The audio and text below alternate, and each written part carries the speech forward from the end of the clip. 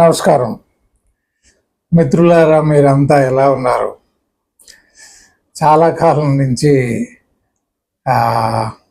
మనం జీవించడం గురించి మాట్లాడుకుంటూ వచ్చాము. సంవత్సరం పైన అయిపోయింది.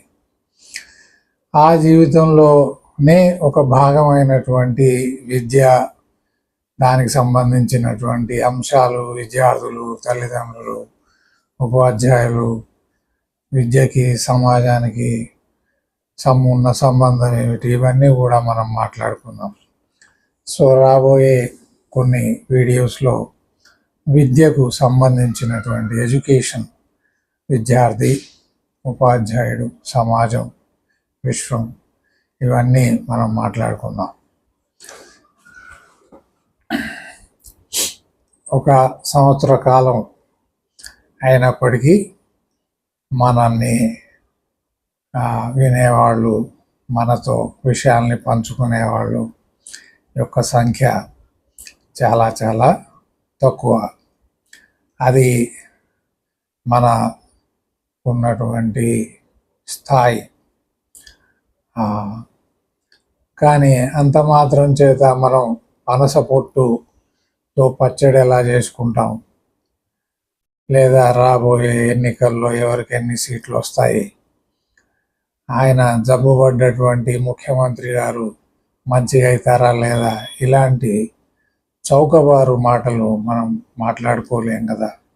అతి ప్రధానమైనటువంటిది జీవితం. జీవితానికి మించినటువంటిది ఇంకేది లేదు.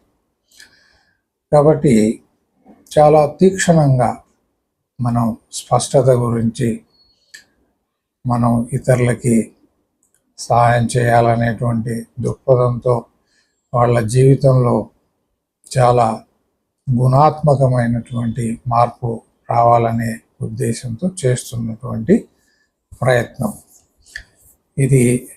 ఎంత మేరకి ఫలిస్తుంది, ముందుకు పోతుందా, విఫలమవుతుందా, దాంతో మనకు సంబంధం ఏమీ లేదు. మన ప్రయత్నం మనం చేసుకుంటూ పోవడమే. ఇదే ఏమిటంటే ఫలితాన్ని ఆశించకుండా చేసేటువంటి కర్మ అంటే ఇదే. ప్రతిఫలాపేక్ష లేనటువంటి, ఎలాంటి ప్రతిఫలాన్ని ఆశించకుండా చేసేటువంటి కర్మ. కర్మ అంటే పని, ఎవరు చేసినా. ఇక ఈరోజు విషయానికి వస్తే, మనం అందరం స్కూల్కి వెళ్ళి వచ్చినటువంటి వాళ్ళమే, విద్యార్థి దశ నుంచి వచ్చాము. మనం మన పిల్లలందరినీ స్కూలు పంపుతాం. నిజానికి మనం విద్యను నేర్చుకోవడం ద్వారా, అది పాఠశాల కానివ్వండి, కళాశాల కానివ్వండి, ఎలాంటి డిగ్రీ అయినా కానివ్వండి, దీని నుంచి ఏమి సాధించదలిచాం అంటే కేవలం కోటి విద్యలు కూటి కొరకే అన్నట్టు, కేవలం కూటి గురించి మనం జీవితం యొక్క మనుగడను కొనసాగించడానికి డబ్బు అవసరం కాబట్టి ఒక వృత్తి గురించి మనం చదువుకుంటున్నామా అంటే, విద్య తన యొక్క గాడి తప్పింది. దాని యొక్క ముఖ్యమైనటువంటి ఉద్దేశం ఏదైతుందో, ఆ ఉద్దేశాలు ఏవైతే ఉన్నాయో అవన్నీ కూడా పక్కదారి పట్టాయి.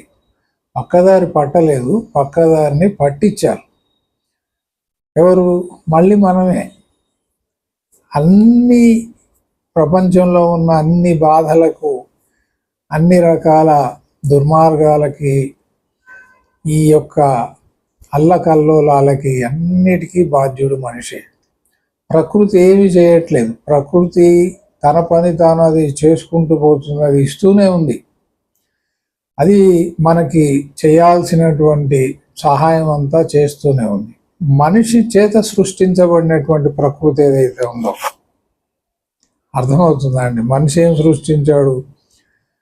వీడు రకరకాల భవనాలు, రోడ్లు, విధానాలు, విలువలు, చాలా చాలా చాలా మతాలు, దేవుళ్ళు, ఒకటని చెప్పలేము. ఇవన్నీ కూడా మానవ సృష్టి. మానవ సృష్టి ద్వారా వచ్చినటువంటి ఇవి ఫలితాలు అన్నమాట. అంటే అందరికీ కార్లు కావాలి, అందరికీ పెద్ద భవనాలు కావాలి, నగలు కావాలి, డబ్బులు కావాలి, కీర్తి ప్రతిష్టలు కావాలి. ఎలా మరి అందరూ పోటీ పడాలి. పోటీలో ఏం చేయాలి? అవతల వాడిని కింద పడేయాలి. ఇది కాంపిటీషన్ అంటే. సో కాంపిటీషన్ అనేది అది చాలా దుర్మార్గమైనటువంటి పని. దీంట్లో మనిషి ఉండడు, మానవత్వం ఉండదు. ఎక్కడైతే పోటీ ఉంటుందో అక్కడ మనిషి ఎలాంటి వికృత చేష్టలైనా, ఎంత దుర్మార్గానికైనా వాడు ఒడిగడతాడు, చేసి తీరుతాడు. కాబట్టి చదువుకున్న వారి లక్షణాలు ఎలా ఉండాలి ఈరోజు మనం మాట్లాడేది.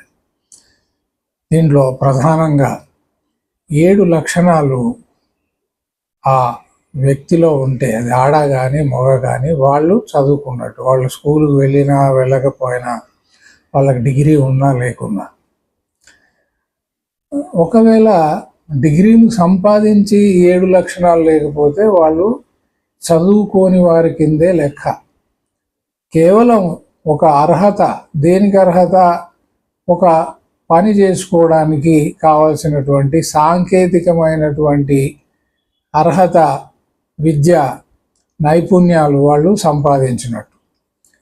సో నిజంగా చదువుకున్న వారి లక్షణాలు ఏమిటి? ఈరోజు ఒక లక్షణం మాత్రమే చూసి క్రమంగా మిగతావి చూస్తూ వెళ్దాం.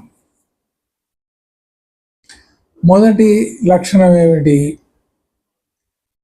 మొదటి లక్షణం కుటుంబంలో ఉండేటువంటి అర్హతను సంపాదించాలి. ఆ కుటుంబంలో ఒక బాధ్యతాయుతమైనటువంటి స్థానం కలిగి ఉండాలి. అది ఆడ కానివ్వండి, మగ కానివ్వండి. కుటుంబంలో సమస్యలకి వాళ్ళు మూలం కాకూడదు.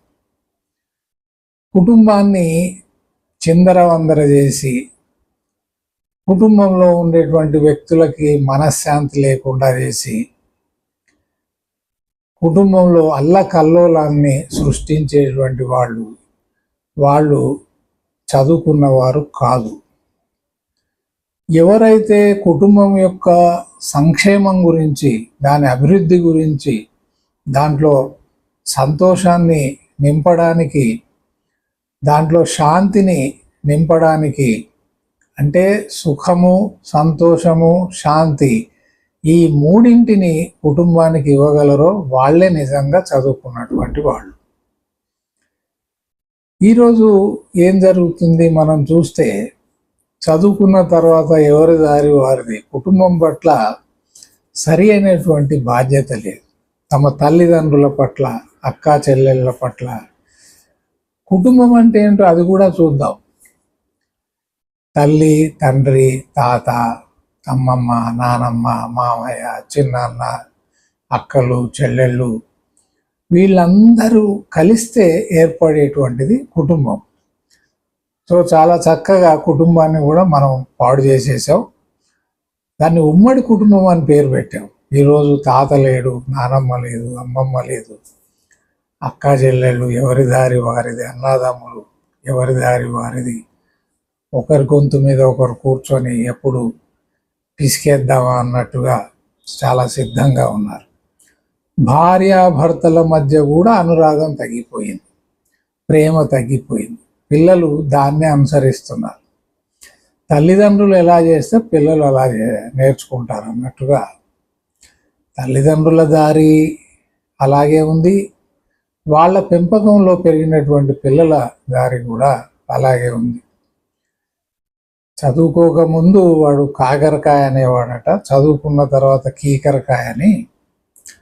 సో బాధ్యత ఎలా ఉండాలి? ఇంట్లో పరిస్థితులు ఏమిటి? ఇంట్లో ఆర్థిక పరిస్థితులు ఏమిటి? ఆ పరిస్థితుల్లో నేను ఏది అడగాలి, ఏది అడగకూడదు?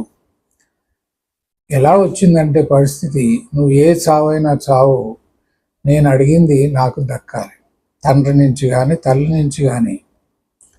తల్లి అంటే జీతం లేకుండా ఇంట్లో అన్ని పనులు చేసేటువంటి ఒక పని మనిషి కింద జమ కట్టారు. తండ్రి అంటే అడిగింది తీసుకొచ్చి ఇచ్చేవాడు, ఇంటి ఖర్చులను అన్నింటినీ భరించేవాడు. ఈ ఆధునిక సమాజంలో భార్యాభర్తలు ఇద్దరూ పనిచేయాల్సినటువంటి అవసరం ఎందుకు వచ్చిందంటే, అక్కడ కోరికలు ఎక్కువయ్యాయి. పిల్లల నుంచి, కుటుంబ సభ్యుల నుంచి కోరికలు ఎక్కువైపోయినాయి. కాబట్టి మాకు ఇది కావాల్సిందే, నువ్వు తెచ్చి పెట్టాల్సిందే, నువ్వేమైనా చెయ్యి. ఇది పరోక్షంగా ఏం చేసిందంటే ఈ తల్లిదండ్రులను చెయ్యకూడనటువంటి పనులను వాళ్ళ చేత చేయించింది. అక్రమ సంపాదన, చాలా త్వరగా సంపాదించాలి, చాలా త్వరగా అభివృద్ధి చెందాలి అని చెప్పుకోవడం. ఈరోజు సమాజం దృష్టిలో అభివృద్ధి అంటే దాని అర్థం ఏమిటంటే ఎక్కువ డబ్బుల్ని కలిగి ఉండడం, ఎక్కువ సంపదను కలిగి ఉండడం, ఎక్కువ సౌకర్యాలను కలిగి ఉండడం, వారికి గౌరవం సమాజంలో ఎక్కువగా లభించడం, వాళ్ళనే ఆదర్శంగా తీసుకోవడం. పేరుకి పండగలప్పుడు రాముడు, కృష్ణుడు, అల్లా మరొకరు వారిని తలుచుకుంటారు తప్ప వాళ్ళని ఆదర్శంగా తీసుకొని బ్రతికేటువంటి వాళ్ళు ఎవరూ లేరు. ఉంటే సమాజం ఇలా ఉండేదిగా. ధర్మంగా, న్యాయంగా, చట్టపరంగా ఎవరు సంపాదిస్తున్నారు ఈ రోజుల్లో ఆలోచించండి. నేను చెప్తే నమ్మడంగా. కాబట్టి మొదటి లక్షణం, చదువుకున్న వారికి ఉండాల్సినటువంటి మొదటి లక్షణం ఏమిటంటే కుటుంబంలో ఉండేటువంటి అందరి పట్ల ప్రేమతో, గౌరవంతో, ఆప్యాయతతో ఉండాలి.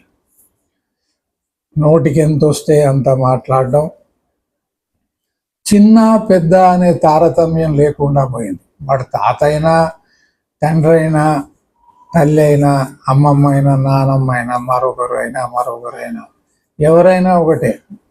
వయసులో వారు ఎంత పెద్దవారైనా, ఎంత చదువుకున్నవారైనా, వారు తమ కుటుంబం గురించి ఎన్ని త్యాగాలు చేసినా వాళ్ళకి గౌరవం లేకుండా పోయింది. అయితే ఏమిటట, నువ్వెంత అన్న స్థితికి వచ్చేసింది. కాబట్టి మొదటి చదువుకున్న వారికి, చదువుకున్నవాడెవడు, వాడికి ఉండాల్సినటువంటి మొదటి లక్షణం స్కూల్కి వెళ్ళినా వెళ్ళకపోయినా ఏమిటంటే ఇంట్లో ఉండేటువంటి సభ్యులందరినీ గౌరవించడం, ప్రేమతో మాట్లాడడం, ఆప్యాయతతో కలిసిమెలిసి తిరగడం, కుటుంబంలో ఉన్నటువంటి వస్తువులని, అక్కడ ఉండేటువంటి వనరులను, అది డబ్బు కానివ్వండి, ఆహారం కానివ్వండి, మరొకటి సమిష్టిగా కలిసి పంచుకోవడం. ఇల్లు అంటే ఏదో తెలుసా మిత్రులారా? ఇల్లు అంటే 4 గోడలు, దాని మీద ఒక రూఫ్, ఇది కాదు ఇల్లు అంటే. లేదా ఏసీలు, పెద్ద పెద్ద ఫ్రిడ్జులు, సెంట్రల్ ఏసీలు, పెద్ద పెద్ద వాహనాలు ఉన్నాయి, అది ఇల్లు కాదు. ఇల్లు అంటే ఏమిటి? ఎక్కడైతే ప్రేమ, అనురాగం మనకి లభిస్తాయో అది గృహము, అది నిజమైనటువంటి ఇల్లు. తల్లికి తలనొప్పిగా ఉంది, పిల్లలందరూ లేదా జ్వరం వచ్చింది, మీరు విశ్రాంతి తీసుకోండి, మేము అందరం కలిసి చేసుకుంటామనే పరిస్థితి ఈరోజు లేదు. నేను కాలేజీకి వెళ్ళాల్సిందే. తల్లి ఛాతీలో నొప్పి ఉందని పడుకున్నారు. తండ్రి వెళ్తూ వెళ్తూ, అమ్మకు ఒంట్లో బాగలేదు, నువ్వు ఇంట్లోనే ఉండు, ఎక్కడ వెళ్ళక. తండ్రి వెళ్ళగానే వీడు, అమ్మ నీకు ముందే చెప్పాను కదా ఈరోజు నా ఫ్రెండ్స్తో పార్టీ ఉందని, నీకేం కాదులే, నేను వచ్చేస్తా 2 గంటల్లో అని చెప్పి వెళ్ళిపోయాడు. బాధ్యత ఎక్కడ ఉంది? వీడు వెళ్ళిన కాసేపటికి ఆమెకి గుండె నొప్పి వచ్చింది. ఆమెకి ఫోన్ తీసుకొని చేసేటువంటి శక్తి కూడా లేకుండా పోయింది. కొట్టుకొని విలవిల్లాడుతూ మంచం మీద ఉన్న తల్లి కాస్త కింద పడి పాకుతూ హాల్లోకి వచ్చి చనిపోయింది. ఇది నేను చెప్పేది చందమామ పిట్ట కథ కాదు, ఇది వాస్తవం. ఈరోజు తల్లిదండ్రులకి ఇవ్వడానికి పిల్లలకి సమయం లేదు. వాళ్ళు వృత్తిలో చాలా బిజీగా ఉన్నారు, తలమునకలై ఉన్నారు. మాకు సమయం ఎక్కడిది అంటారు. మరి మీరు పిల్లలుగా ఉన్నప్పుడు మీకు వీళ్ళందరూ సమయం ఇవ్వకపోతే నీ గతి ఏమై ఉండేది? నీవు ఎక్కడ ఉండేవాడివి లేదా ఉండేదానివి? ఈ ఇంగిత జ్ఞానం లేదు. వాళ్ళ పిల్లలని వాళ్ళు చాలా ప్రేమిస్తున్నామని చెప్తారు. మీ వరకు వస్తే మీ తల్లిదండ్రులు కూడా అంతే కదా మీ వరకు. ఇది గమనించడం లేదు. తల్లిదండ్రులను వృద్ధాశ్రమాలకి, ఓల్డేజ్ హోమ్స్కి ఎందుకు పంపుతున్నారు? ఈరోజు ఒక భారతదేశమే తీసుకుంటే కొన్ని వేలాది, బహుశా లక్షలాది కూడా ఉండొచ్చు, నాకు తెలియదు, వేలాది అయితే ఖచ్చితంగా ఉన్నాయి. వృద్ధులకి ఇన్ని వసతులు ఏర్పాటు చేయాల్సినటువంటి అవసరం ఏమొచ్చింది? ఓల్డేజ్ హోమ్స్ ఎందుకు వచ్చాయి అంటే ఉమ్మడి కుటుంబం కాస్త చిన్నాభిన్నం అయిపోయింది. ఉన్న ఈ చిన్న కుటుంబము, మాకిద్దరు మేమిద్దరం అనేటువంటి కుటుంబంలో కూడా ప్రేమలు లేవు. ప్రొఫెషనలిజం వచ్చేసింది. జీవితాన్నే ఒక వృత్తిగా స్వీకరించేశారు. జీవితం అంటే డెబిట్ క్రెడిట్ తో కూడినటువంటి ఒక టేబుల్, జమా ఖర్చుతో కూడినటువంటి ఒక టేబుల్. ఎంత సంపాదించాం, ఎంత ఖర్చు చేసాం, ఎంత వెనకేసుకున్నాం, ఎన్నెన్ని సౌకర్యాలను అనుభవించాం, ఎన్ని సుఖాలను అనుభవించాం, ఈ పట్టిక అన్నమాట, ఒక బ్యాలెన్స్ షీట్గా మారిపోయింది. కాబట్టి ఏ రోజైనా ఈ ప్రపంచానికి నిజమైనటువంటి రక్షణ ఏదంటే ప్రేమ కరుణతో కూడినటువంటి వ్యక్తుల యొక్క ప్రజెన్స్. అంటే ప్రేమ కరుణ, లవ్ అండ్ కంపాషన్ ఉన్నటువంటి వ్యక్తులు మనకి ఎలా ఉండాలంటే సమాజంలో కోట్లాది మంది ఉండాలి, ఒకరిద్దరు కాదు. అంటే 100 కోట్ల జనాభా ఉంటే దాంట్లో 99,99,00,000 మంది కరుణ ప్రేమతో కూడినటువంటి వారై ఉండాలి. ఇదే సమాజాన్ని, ప్రపంచాన్ని రక్షిస్తుంది. ఈ పోటీ మనస్తత్వం, కరుడుగట్టినటువంటి మనస్తత్వాలు, నాకు కావాల్సినవి నేను ఎలాగైనా పొందుతాను, దానికి మీరంతా సహకరించండి, ఇదే పరిస్థితి మనం ప్రతి కుటుంబంలో చూస్తున్నాం. Ambition, people have become very ambitious. కాబట్టి ఎలా అయిపోయింది? అనుకూలంగా ఉంటే కలిసి ఉందాం, కొద్దిపాటి ప్రతికూలత ఉంటే నీ దారి నీది, నా దారి నాది. అందుకే మనం ఈ యొక్క సమాజాల్లో అనేక రకాలైనటువంటి పీడలు, విడాకులు, దుఃఖాలు, ఒకరినొకరు హింసించుకోవడాలు, ఆఖరికి తెగ నరుక్కోవడాలు, ఇలాంటివన్నీ ఉన్నాయి. మొదటి లక్షణం ప్రతి చదువుకున్న వ్యక్తికి, నిజంగా చదువుకున్నవాడెవడు, వాడికి ఉండాల్సినటువంటి మొట్టమొదటి లక్షణం ఏమిటంటే కుటుంబంలో ఒక గౌరవప్రదమైనటువంటి, బాధ్యతాయుతమైనటువంటి జీవితాన్ని గడపగలగాలి వాడు. Worthy member of the family, అర్హత ఉండాలి. ఇలాంటి అర్హత కలిగిన వాళ్ళే నిజంగా చదువుకున్నవాడు. వరుసగా ఇలాంటి అర్హతలన్నింటినీ ఒకదాని తర్వాత మనం ఒకటి చూస్తూ వెళ్దాం. నమస్కారం.